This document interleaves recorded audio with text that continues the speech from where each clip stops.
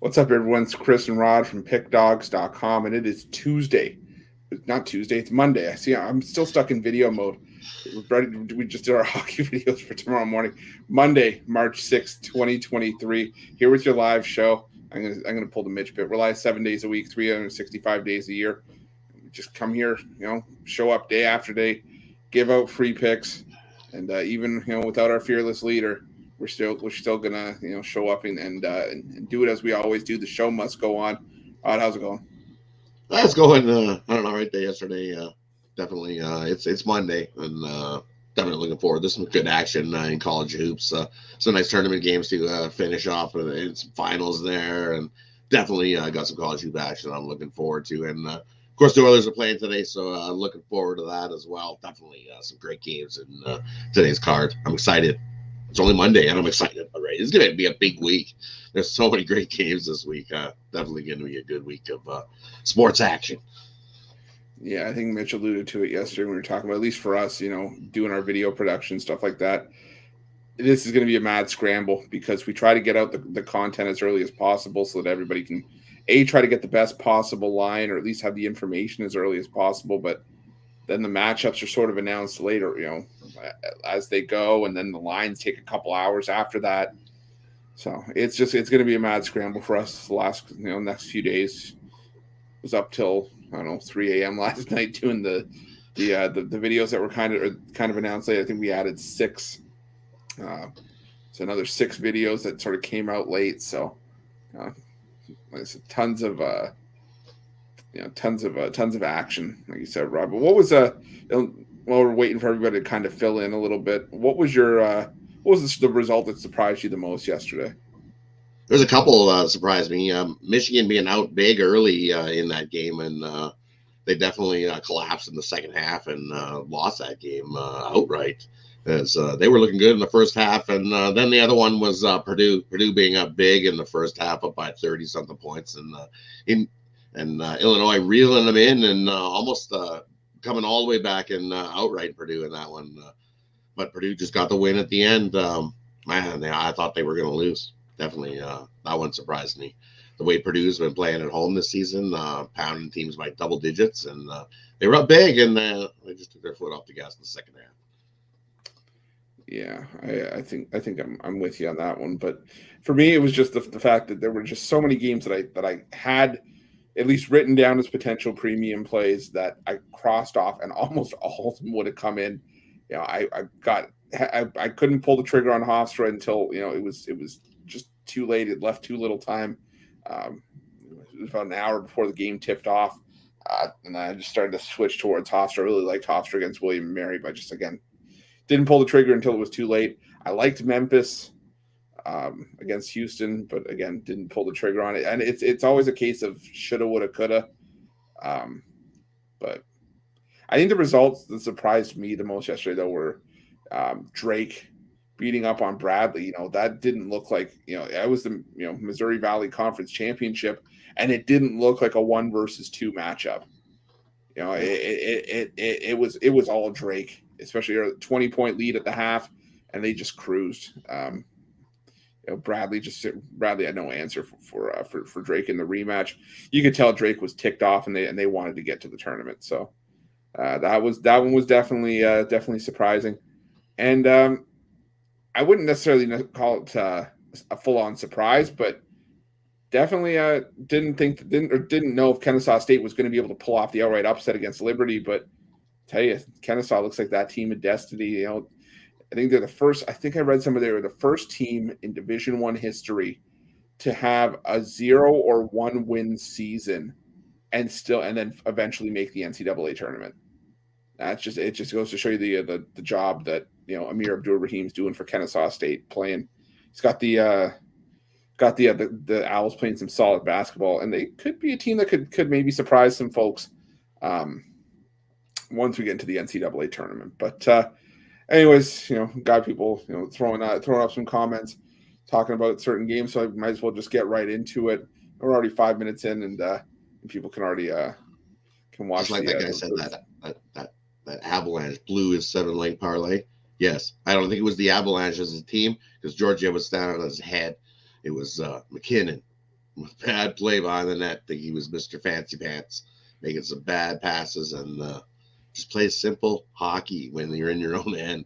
Try to get too fancy is what McKinnon was doing. It cost his team that game, definitely in that one. Definitely. Yeah. Rod and I kind of talked about that when we were doing our videos this morning. I said I was on the Kraken in that game, so thankfully it broke it for me in that one. But I can understand why Avalanche people who bat the Avalanche would be ticked off about that game, because the Avs they were never fully out of the woods, but it didn't feel as close as a 1-goal game. It was tight, but then unfortunately Seattle, or fortunately depending on what side I guess you were on, Seattle managed to tie it up late, force overtime, and the end he scored with the winner. But today's a new day. Today's a new chance to hit it or blow a 7-leg parlay. So we'll kick things off with the NHL. 6-game card, so not a huge card today, but still some quality matchups there. Let's start with the first 3, Rob. We got the Winnipeg Jets hosting the San Jose Sharks, the Buffalo Sabres hosting the Edmonton Oilers, and the Dallas Stars hosting the Calgary Flames. Do any of those scratch your itch? Well, yeah, of course I'm a homer guy, so I'm going to take the Edmonton Oilers in that one against Buffalo. I know Buffalo got the first win in the meeting this season, so it's kind of a revenge spot for these Oilers as well, who actually have played pretty well on the road, 18-10 this season on the road. I'm going to go with the Oilers in that one. And the other one, if it's not broke, don't fix it. We better just go with the Dallas Stars, who are playing the lights out better hockey. Calgary's just in a total nosedive. So I love the Stars in that one to continue their winning at home. Tough place for Calgary. Calgary's looking like a dumpster fire. Love it. Yeah, they're just in complete free fall right now. It's just I'm not sure what's going on with the Calgary Flames personally. I'm with you though. I do like Dallas in that game.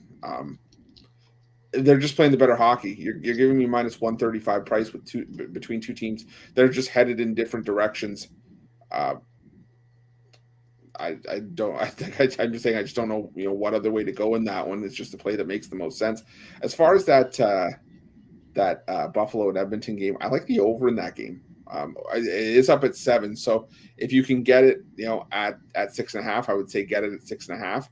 Obviously, but 7, I still think we're headed for an 8 or 9 goal game there. So, I like the over between the Sabres and the Oilers. We'll move on to the last 3 as well. We got the Chicago Blackhawks hosting the Ottawa Senators. You got the Vancouver Canucks hosting the Nashville Predators, and the Kings of Los Angeles hosting the Washington Capitals. How about those 3, Rod? Yeah, look at these 3. What I'm looking at the Kings to continue their winning and rolling right along. You look, Kings 7-2-1 in their last 10 games and just playing the better hockey. You look at Washington. Sure, they got to win last time out, scored 8 against the Sharks. Well, this is a Kings team that's playing the way better hockey. So love the Kings in that one to continue their winning where they play their best hockey at home, 19-9 on the season at home. Get the Los Angeles Kings in that one. If your book offers, they're taking in regulation, knock up a little bit of that juice. But even at minus 150, I still like the Kings in that one. Yeah, there's not much more I can add to that. I'm with you on the Kings there. Washington's finally started to play some better hockey, but for me, at least the way I see it, at least the way I cap it, you got to do more than beat the Ducks and the Sharks for me to feel confident about backing you against a solid team in LA, who's now the best team in California. And I still have no faith in the Capitals, on this West Coast road trip against the better teams. So yeah, I'm going to take the LA Kings as well now. And minus 150, not that bad. So yeah, give me the Kings there. But yeah, we'll move on to the NBA. Moving right along here, we were trying to sort of stretch it out as long as we could. The fact of the matter is today, it's a fairly small card. I mean, it's a decent-sized NBA card as well. We had a big card yesterday. Still 6 games as well here, and then we'll eventually touch on college hoops. College hoops, not a huge card there as well, but still some quality, some meat on the bone. But for NBA today, 3 7:00 games. You got the Cleveland Cavaliers taking on the Boston Celtics, the Philadelphia 76ers taking on the Indiana Pacers, and the Portland Trailblazers taking on the Detroit Pistons. Any of those 3? Yeah, for me in this one, and in those ones there, I like Cleveland here. Tough spot for Boston on the back-to-back, having to play a double overtime game against the Knicks. Definitely going to have some guys out in that one, and definitely have some tired legs. And this Cavs team at home, 23-7 at home. I think they win by 10 plus over Boston in that one. So I'll lay the points with Cleveland in that one. And the other one I like here, I like the Pacers at home. Surprisingly, you look at this Pacers team, they're playing some pretty good hoops their last few. 5-1 ATS in their last 6. And you look at the Pacers off of a 7 or more day road trip in their first game back at home. They're 11-5-1 in this spot. And you look at the 76ers in Indy, 1-6 ATS in their last 7 trips into Indy. I'm going to take the Pacers plus the points in that one. Yeah, for me, it's Cleveland or nothing in that game against the Celtics. But with the line shifting from 4.5 up to 6, it kind of makes it a bit of a no play for me there. The Celtics have just, I want to say they've looked gutless in their last couple of games because they did put up a fight against the New York Knicks last night, but they just, I don't know, for whatever reason, the last couple games, or at least the last couple weeks, I should say, it almost feels like the Celtics just don't have a killer instinct right now. And I'm not saying that they don't have it at all, because obviously this is a team that's won 45 games already this season. But, how many times have we seen the Celtics be disappointing in spots this season? I mean, they were favorites against the Orlando Magic at home a couple of times this year where they were significant favorites. They lost both those games outright. You take the last couple of games, they lost to the Knicks in double overtime. They lost to the Brooklyn Nets in a game that they were up by 26 in the first half and sort of ran out of gas and fell apart late. So I think I'm done backing the Boston Celtics for now until, I can pick out a more favorable spot for them. But I'm with you. I do like the over in that Sixers and Pacers game. 234. It is a fairly high total, but I think the Pacers like finding themselves in track meets, and if they're going to win this game, that's kind of what they have to do. But I don't know if that's something that you want to do against Philadelphia 76ers, who, I mean, we could blink and see this team put up 120, 125 points. So I like the over there. But if anything, I think my stronger lean here is going to be the Portland Trailblazers laying the points. Both these teams are absolutely struggling, and I don't think I'd like any of these 3 games enough to really place a full-on strong bet on them. But Portland, at least, has the offense to, put away the Detroit Pistons, who, both these teams have been losing, but at least it's been the Blazers that have been scoring. And even though the Blazers defense has had issues, I don't think Detroit's going to be able to take advantage of that. So lean towards the Blazers laying the points there. Almost ran out of air on that one. The last three. I'm just going to, I see one comment that's interesting here. JPZ. The difference in coaching is showing in Boston. The new coach was able to coast on talent early in the season. And I think that's probably a good point. I mean, this is going to be interesting to see if the Celtics, they will keep Joe Mazzulla, at least, going forward. But you start to wonder if maybe he's going to lose the team sooner rather than later. I don't know. They must have thought they must have seen something in him, to be able to offer him something. I mean, Ime Udoka was a great coach last year, but obviously with the stuff that's happened off the court, you couldn't keep him. I don't know who you bring in that point. So it's probably going to be something that at least, for the next going into next season, even through the rest of the season, going into next, we're just going to have to see if the Celtics can sort of work their way through. I think some injuries have hindered Boston as well in his recently down the stretch here in these few games that you've seen. No Williams the third back in the middle of March. That's big. Brogdon when he comes back, questionable Monday. So I don't know. I don't think you can never count out the Celtics team. I think they're one of the teams that I think they can turn things around and go on a big hot run down the stretch of the season here. So I wouldn't count them out yet. Oh no, I'm not. Yeah, I'm not counting them out by any stretch of the imagination. I'm saying right now, it's hard to find value on them, and at 6, I don't know. It almost feels like they're baiting you into trying to take here's some extra points with the Celtics. We know you want to take them. Come on. We know you want to take them, right? It's like, yeah. No. I don't know. It's that game is extremely tough. But move on to the last three games of the card. I don't see. I don't know about you. Somebody. Welcome to live live YouTube broadcast. People are deciding that these guys must not watch Pick Dogs that are going by my house. But anyways, we got this. I don't know how you feel about today's card, Rob, but today for me the card was tough. It was a really, really tough NBA. It was, card. yes, sir. Tough NBA card. Definitely, I can see some. Definitely was a tough card. College hoops, I found a few that I liked, and hockey, I found one that I really loved. So yeah. Definitely, it's one of these smaller cards, and there's a few some meat on the bone, and definitely a few that I liked today. A couple I could have put on my card, but I didn't. That I left off that I think are good ones. So definitely got some juicy gems for today. Yeah. We'll move on to the last three games of the NBA. You got the Atlanta Hawks paying a visit to the Miami Heat in a rematch. You got the Denver Nuggets hosting the Toronto Raptors. The Raptors, excuse me. Sorry, mental slip. And you got the Sacramento Kings hosting the New Orleans Pelicans. Rod, do you like any of those three games? Yeah, I think in the New Orleans and Sacramento game, I love the over in that one. Track meet. Both of those teams don't play a whole lot of defense, and I think we get into the 240s in that one easily. So I like the over in that one, and I like the over in Toronto and Denver. You look, Denver's their last three, they're averaging 126 points a game, and you look at this Raptors team averaging 113 points a game on the road this season, and averaging about 113 over their last three as well. So they're the one with a whole not a lot of defense being played. You look at the Raptors, 5-1 to the over in their last six versus teams with winning straight up home records.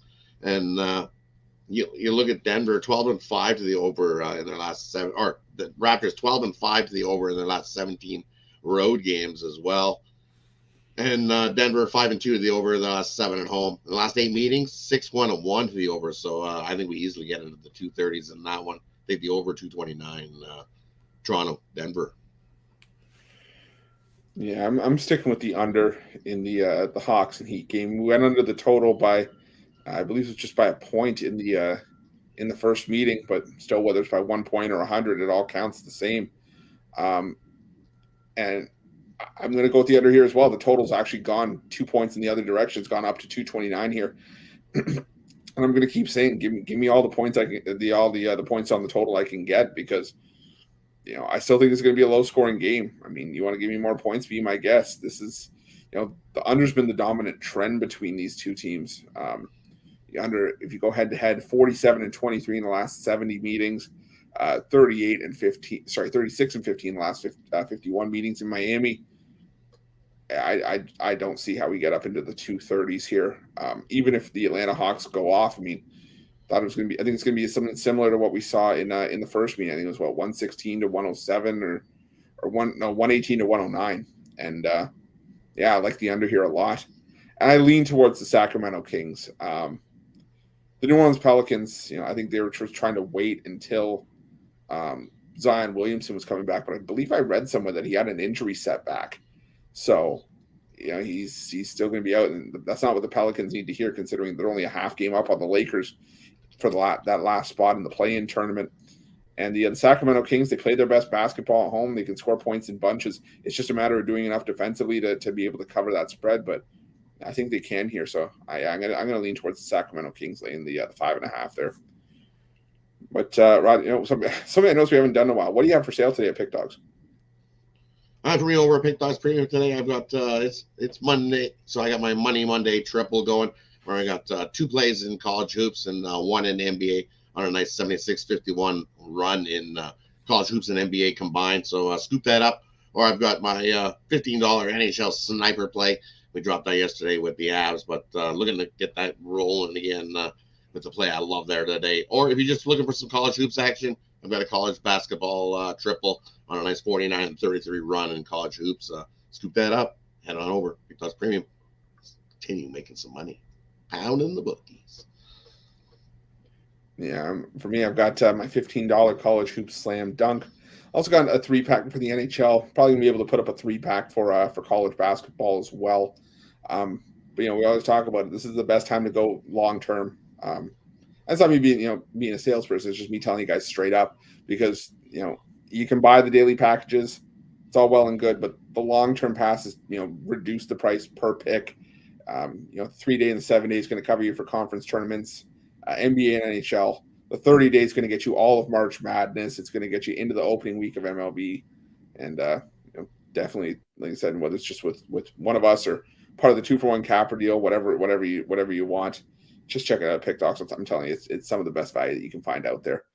I'm just trying to do some quick digging to see if if there was anything resulting or any new news on Zion, but I'm not seeing anything. So I at first heard mid-March as well, but I also heard somewhere that he had suffered a bit of a setback and was going to be later towards the end of March or even maybe into April. So we'll have to see. Take a wait and see approach with that. But for me, it's still hard to back the Pelicans without Zion, and it has been since he went out of the lineup. But we'll move on to college. Yeah, hoops. there's no. I don't. Go ahead. I was digging some news when you were doing your spiel there, and I don't see any news. There's no. He's not in tonight. Definitely not playing tonight. He re-aggravated his hamstring, and there's actually no. I haven't seen any set deadline when he's due to be back. So definitely no news there on Zion. You got saying asking what did I think of the Mavericks versus the Suns. I thought it was a really good game. Honestly, the issues for the Mavericks are still there. And I'll go to Rod after this. After I say my piece on this, but the Mavericks. It's been the same problem that it's always been, is that at least with Kyrie Irving, is that I feel that he takes away from a team. He is talented, but it's just hard for me to justify that he's a team player, because excuse me, the Dallas Mavericks now do have a consistent secondary scoring option. No disagreements about that. But now look at what's having to happen. You have two players that want the ball in their hand on that last shot, and they can't decide who's going to take it. I think Luka forced himself to take it last night. And, he's saying after the game that he has friends, that are calling him, saying that they would have made the shot that he missed, that 4-foot floater in the dying seconds. I believe it would have tied the game. And I think that's just that's a case of not letting the play come to you organically and just trying to force it and do too much. So I think that the Mavs have to sort of sit down, figure out the pecking order for Dallas. I don't know, to be honest though, and Rod, I'll ask you about this. I don't know if bringing in Kyrie was the best move. Only because, and I am not saying because Kyrie. I'm not going to be the person that says, "Oh, Kyrie is a terrible basketball player," but I think Luka was fine leading the charge. He just needed more consistent scoring around him. Kind of like what the Blazers have done with Damian Lillard, right? They know Damian Lillard is their star. But what do? They surrounded him with players that are good and good complementary pieces. They're not trying to add a second star that's going to clash with him. Yeah, exactly right. It's two players with big heads that want to finish the game off, and they don't know who's going to do it. And it looks like, because I've seen Kyrie pass the ball, go, here, you Luka, you win this one, and then I've seen Luka go the other way where he's like, here, you win it, and just play hoops, just get cohesive as a team and move the ball around, and whoever looks like they're the open, take the shot. Like, I've seen some bricks go up at the end in some Mavs games, and they're just looking like they're not gelling together as a team, and you have to be cohesive. And when you don't see, I've seen it in many games at the end where they're just that cohesive is not there. Suns definitely starting to get things rolling. Watch out there. But if the Mavs can put this thing together and get together and everybody's on the same page, watch out. I think they have the potential to be a really good team and battle in playoffs coming up. So for our buddy Jay's sake, good luck. Let's hope your team can get it together. But, it's not looking like it. Yeah, and I will say this: a lot of people in the comments saying that the Mavericks need help protecting the paint. I don't disagree with that. I mean, you open the door and a gust of wind comes in, you might break Dwight Powell in half. I mean, you need some strength, you need some size in the middle, and unfortunately, it's not there. And I mean, JaVale McGee, is he your answer? I don't think so. I think if you really want to make this a legitimate quote unquote super team that you've already tried to start building with Kyrie and Luka, you got to bring in a strong big man, and then maybe that's something they can address in free agency, but we'll have to see. But I was looking at something just came up. Something did just come across my screen. Derek Carr signing with the New Orleans Saints, it looks like. So the Saints have their new quarterback. We'll have to see if that ends up being the right move. I don't know. Good to see Derek Carr land somewhere though that in a situation he could probably have some success in. But anyways, Rob, we'll move on to college hoops. I think. Okay, no, go ahead. I said, that might be a good spot for Carr, and because he doesn't have to do a whole lot. He can be a very Mr. Game management guy and not have to be the big superstar there. I'm not a Carr fan. I'm going to continue fading that guy. It's worked last season, worked the season before. I don't care where that guy goes. He's a pure fade for me. Yeah. And for me, it's all about maybe change of scenery. I don't know. We'll have to see. But I will go ahead. We'll see. Maybe the change of scenery will help him out. Yeah, I'm still gonna fade that guy early enough. Yeah, fair enough. But last point, going back to that, I just realized what I was going to say. I wouldn't mind seeing another Dallas and Phoenix playoff series, especially this iteration of it. I think it'd be a pretty good series. So, but I'll move on to college hoops. I think we've left everybody waiting on it long enough. All conference tournament action today. The regular season finally passed us in all the conferences. So now we're going to move on to Monday's action. Got a couple of 6 o'clock games and some 7 o'clock games. Just look at the first six. Got Nicholls State hosting McNeese State, or Nicholls State, against McNeese State. Hofstra, UNC Wilmington. Oral Roberts, St. Thomas. Furman, Chattanooga. Louisiana, South Alabama, and Youngstown State, Northern Kentucky. Any of those? And these ones, I like Oral Roberts here against St. Thomas. I know St. Thomas had a pretty good run here, 6-4 and 7-3 in their last 10, but against this Oral Roberts team, I lean to the over as well. I think we get a high scoring one there, but I think Oral Roberts' offense is just way too much for St. Thomas to keep up with. And I think they run away with that one. I'm going to go with the Oral Roberts to get their 16th win and run away with that one. So give me in that one. And the other one I think Chattanooga. I'm going to go with Chattanooga plus the points versus Furman. They've been playing pretty good hoops here. I know Furman's 9-1 in their last 10, but I think this comes down to who's got the ball last, and I'll take the 3.5 points in my pocket in that one. And the other one I like here, I like ULL against South Alabama. I know South Alabama's they knocked off the number one in that conference tournament, and been playing pretty good rolling into this one. But I think this is where it ends. They played a lot of hoops and a lot of ball in the last few days, and good on them to get where they got to. I'm going to go with ULL to snag the win. They are the better team in that one. Yeah, you know what? I'm just going to put it out there. I don't think we could be further apart on that South Alabama game. I love South Alabama in that one. For me personally, conference tournaments and a lot of these mid-major tournaments are all about, I think, trying to find momentum. And I think South Alabama has a ton of momentum. Yes, I agree with you 100%. They have played a ton of hoops in their last few games, but they've weathered the storm. They played pretty well. They've got solid defense. They got, it feels like they just got something at every sort of level of defense that they can complete. They can get the job done here. I think it's very telling that this line is only at 1.5 points. I haven't been there with ULL for much of the season.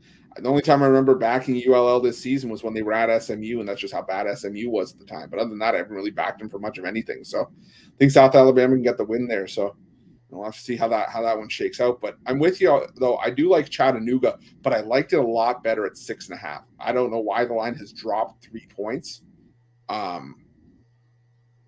but I do like Chattanooga. Would have been a premium at 6.5. At 3.5, it's a little bit harder to get behind. But Chattanooga, they got their big man back in Jake Stevens. He's been absolutely outstanding in the 3 games in the conference tournament. Put up a combined 67 points. And he's been a big reason as to why Chattanooga has been able to win a lot of these games. I think if Jake Stevens plays just a couple games in February, this is a different result. And we see Chattanooga finish with a much higher seed than what they had coming into this tournament. They're not necessarily playing like a 7 seed. So I'm going to take Chattanooga in the points now, and I'm with you. I think Furman, they had that close call against Western Carolina yesterday, and don't know if they're going to be able to push their luck again here. So, give me Chattanooga in this one as well. Before we get to the last couple groupings of games, just want to remind everybody, smash that like button, hit that thumbs up. It helps us out a ton. Doesn't cost you a cent. We got 273 people watching, only 49 likes. So we really appreciate it. I can't stress that enough, just how much those thumbs up really, really help us out. But as we move to the last section of games here, we got last 8. We got Montana taking on Idaho State. Got Southeastern Louisiana taking on New Orleans. We got Charleston taking on Towson. St. Mary's taking on BYU. Milwaukee against Cleveland State. South Dakota State versus North Dakota State. Weber State versus Sacramento State. And Gonzaga taking on San Francisco to close it out. And for me, in these ones, I like Towson here plus the points against Charleston Southern there. I think it's just too many points there. In a game that I think comes right down to the wire. I love the points in my pocket in that one. I think that's a one possession game. The way Towson's been turning it on and rolling here, I'm going to go with Towson plus the points in that one. And the other one I like Milwaukee here over Cleveland State. I'm going to take Milwaukee on the money line over Cleveland State. I think they're just a better team, and they get the win outright. You look at Cleveland State, 2-8 ATS in their last 10, and I think the Panthers in that one are just a better team. So give me Milwaukee money line in that one. Yeah, there wasn't a ton of meat on the bone in these later games for me, but I do like the over in that Charleston Towson game. This has normally been a high scoring matchup between these two teams, and I don't expect that to be any different just because we're in a conference tournament. I think we're going to get into the 150s now, and I see both teams scoring into the 70s at the very least. And the other one I like here is San Francisco plus the points against Gonzaga. I get it. Gonzaga has played well. They've picked it up down the stretch, and they beat San Francisco by 18 points in the rematch earlier this season. But take Gonzaga away from home, whether it's a neutral floor or on the road, and this Gonzaga team has struggled to put up points. They've struggled to really pull away from teams. And I don't know if that's going to be any different here. San Francisco, they are coming off a double overtime game against Santa Clara in their last matchup. But this is going to be the first game for Gonzaga since their season finale against Chicago State, and the first game of any sort of substance since the win over St. Mary's, a week and a half ago.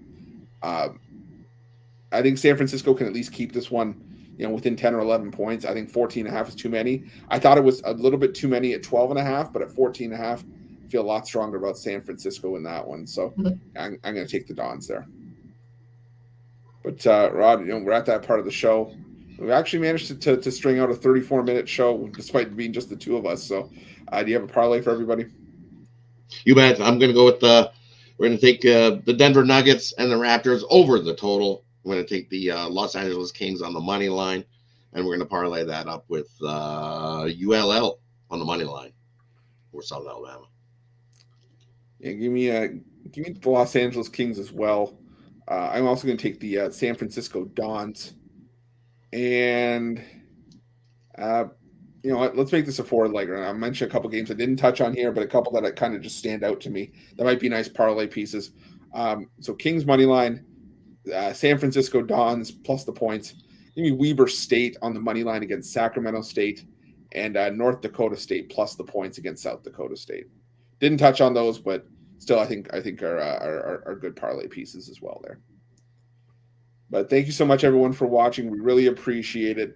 Great show. I started to come out of my shell a little bit the last couple of days hosting, and I think I could probably host a little bit more. Mitch wants to take the occasional day off here and there, and with baseball season coming around the corner, it's it'll be a little bit easier to talk about these smaller cards more in depth. But again, everyone, thank you so much for watching. Remember to smash that like button for us; it helps us out a ton. And we'll see you guys soon. You can find everything, all of our best bets at Pick Dogs Premium. And remember to use that promo code PICK for 15% off your purchase of $25 or more. Thanks so much. We'll see you guys soon.